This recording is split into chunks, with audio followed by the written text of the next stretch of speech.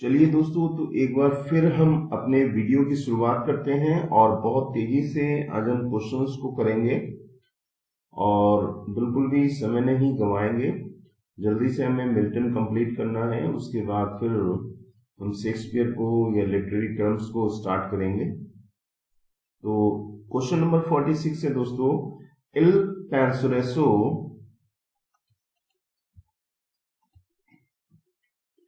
पेंसोरेसो after banishing deluging joys welcomes the goddess of heavenly spirit, melancholy, pleasure, Venus। तो सही answer दोस्तों B है, melancholy। melancholy का वो आवाहन करता है, welcomes the goddess of melancholy। In Paradise Lost book first Saturn is compare to Saturn की तुलना किससे की गई है? तो आपको मालूम है लेवियाथन से। सैटर्न का कंपैरिजन जो है वो लेवियाथन से किया गया है। Who was next to Saturn? Saturn से अगला कौन है? Beelzebub, Abel, Cain, Moloch. तो Beelzebub is the correct answer. Let none admire that riches grow in hell, that soil may best deserve the precious pain। Where do these lines appear? ये लाइनें कहाँ पर आई हैं?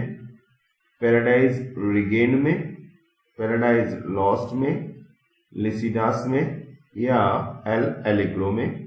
तो दोस्तों सही आंसर जो है वो है पैराडाइज रिगेन। ये लाइनें जो है पैराडाइज रिगेन से ली गई हैं।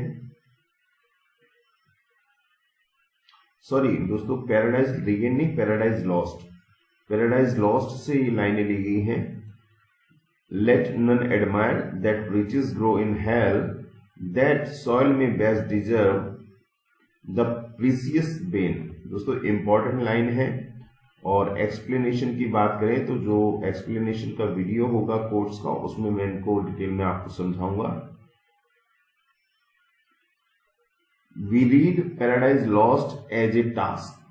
Nobody ever wished it longer. We read हम पढ़ते हैं Paradise Lost को as a task, एक दिए गए कार्य के रूप में। Nobody ever wished it longer, किसी ने भी नहीं सोचा था कि इतना लंबा हो जाएगा। Who said? ऐसा किसने कहा है? बेन जॉनसन ने, डॉक्टर जॉनसन ने, अर्नोल्ड ने, या इनमें से कोई भी नहीं? तो सही आंसर दोस्तों डॉक्टर जॉनसन। डॉक्टर जॉनसन ने कहा है we read Paradise Lost as a task, nobody ever wished it longer. दोस्तों इंपॉर्टेंट कोट है, याद रखिएगा। We read Paradise Lost as a task, हम पैराडाइज लॉस्ट को एक टास्क के रूप में पढ़ते हैं, शुरू करते हैं और हमें नहीं मालूम था कि ये इतना लंबा हो जाएगा। तो it is said by doctor Johnson. Milton also wrote a Latin poem to express his sorrow on the death of his friend Charles Diodati. Identify it। दोस्तों बहुत ही इंपॉर्टेंट क्वेश्चन है कि चार्ल्स डियोडटी की मृत्यु पर उन्होंने कौन सी पोएम, कौन सी कविता लिखी है? तो एपिथालामियन और एपिटाफियम डेमोनिश, प्रोथालामियन, नन ऑफ दीज। तो आपको बड़ी आसानी से क्वेश्चन का आंसर याद होगा। B is the correct answer. Epitaphium Damonis, it is written on the death of Charles Diodati. ये इनके फ्रेंड हैं चार्ल्स डियोडटी, इनकी डेथ पर इन्होंने ये एक लैटिन पोएम इन्होंने लिखा है। Milton was a passionate man who lived in A passionate time. आपको मालूम है, ये मैंने आपको ट्रिक के माध्यम से याद कराया था। पैशनेट डांस जो है ballet dance, John ballet is the correct answer. तो बैले डांस जो होगा वो पैशन के साथ होगा, इस तरह आप इसको कनेक्ट कर लीजिए। तो Milton was a passionate man who lived in A passionate times, who said, it is said bye John ballet.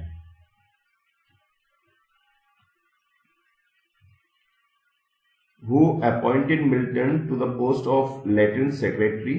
किसने मिल्टन को लैटिन सेक्रेटरी की पोस्ट पर रखा था? तो क्रोमवेल है, चार्ल्स फर्स्ट है, चार्ल्स सेकंड है, जेम्स है। तो सही आंसर है दोस्तों क्रोमवेल। क्रोमवेल मिल्टन के टाइम में शासन में आए, कॉमनवेल्थ, और इन्होंने ही खुश होकर के मिल्टन से उनको अपना लैटिन सेक्रेटरी जो है बना दिया। Milton appears in Samson Agonistes as a figure of. Samson Agonistes में हम मिल्टन को पाते हैं किस रूप में या किस कैरेक्टर के रूप में? सैटर्न के रूप में, मनोआ के रूप में, सैमसन के रूप में या हरप्पा के रूप में? तो करेक्ट आंसर है, आपको मैंने बताया था कि Samson Agonistes is a autobiographical work. इनका ऑटोबायोग्राफिकल एलिमेंट तो दोस्तों सभी में देखने को मिलता है, परंतु सैमसन एगोनिस्टिस जो है वो कंप्लीटली मिल्टन की ऑटोबायोग्राफी आप कह सकते हैं, मिल्टन के अपने ऊपर वो लिखा गया है। तो उसमें सैमसन जो रोल प्ले कर रहा है वो कंप्लीटली, अगर उसको कंपेयर करें हम, तो मिल्टन का रोल प्ले कर रहा है। O dark dark dark amid the blaze of noon, recoverable dark, total eclipse without all hope of day। देखिए दोस्तों इंपॉर्टेंट लाइन है और इसको आपको मैं अभी ट्रिक के माध्यम से भी याद करा दूंगा। देखिए यहां पर कहा गया टोटल एक्लिप्स, यानी कि पूर्ण अंधकार। अब यहीं से आप कनेक्ट कर लीजिए किसके जीवन में पूर्ण अंधकार हो गया था? कोमस के जीवन में, पैराडाइज लॉस्ट में, पैराडाइज रिगेन्ड में, या सैमसन एगोनिस्टिस के। तो अगर थोड़ा सा भी डिटेल आपको पुरानी वाली याद है जो मैंने बताया था, सैमसन एगोनिस्ट को पकड़ लिया गया, सैमसन को फिलिस्टाइंस के द्वारा, और इनकी आंखें फोड़ दी गई, और आंखें फोड़ने पर पूरा इनके जीवन में अंधकार हो गया जैसे मिल्टन की लाइफ में हो गया था। तो ये जो लाइन है दोस्तों ये ली गई है सैमसन एगोनिस्टिस से, तो ध्यान रखिएगा, बहुत ही इंपॉर्टेंट ये लाइन है और आ भी सकती है एग्जाम में। तो सैमसन एगोनिस्टिस से एक बार लाइन में फिर से पढ़ देता हूं। O dark dark dark amid the blaze of noon, recoverable dark, total eclipse without all hope of day.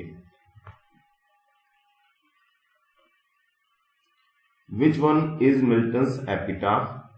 For Hobson, El Allegro, El Penseroso, none of these। तो दोस्तों यहां पर आप याद कीजिए, for Hobson is the correct answer. अब कुछ लोगों के दिमाग में क्वेश्चंस आएंगे कि सर ये क्या है, कैसे है? तो दोस्तों इसको जो मैं वीडियो बनाऊंगा, अगला वीडियो, उसके बारे में मैं आपको बताऊंगा होब्सन क्या है, ये क्या चीज यहाँ पे कही गई है। फिलहाल आप इतना याद रखिए कि मिल्टन ने होब्सन के ऊपर कविताएं लिखी हैं और एपिटाफ उनका लिखा गया है। एपिटाफ समाधि लेख को कहते हैं। तो मिल्टन के द्वारा होब्सन का जो है एपिटाफ लिखा गया है। आप इस तरह इसको याद करें, समझें इस बात को।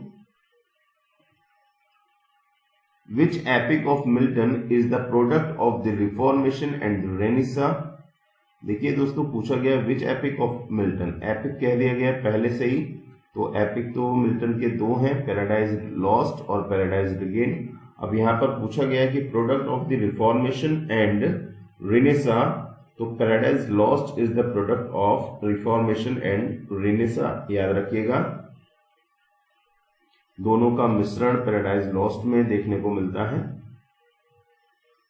Milton seems in Paradise Lost to be championing the cause of. देखिए मिल्टन सीम्स, मिल्टन प्रतीत होते हैं, दिखाई देते हैं पैराडाइज लॉस्ट के अंदर टू बी चैंपियनिंग, विजय करते हुए the cause of individualism, rationalism, utilitarianism, women freedom.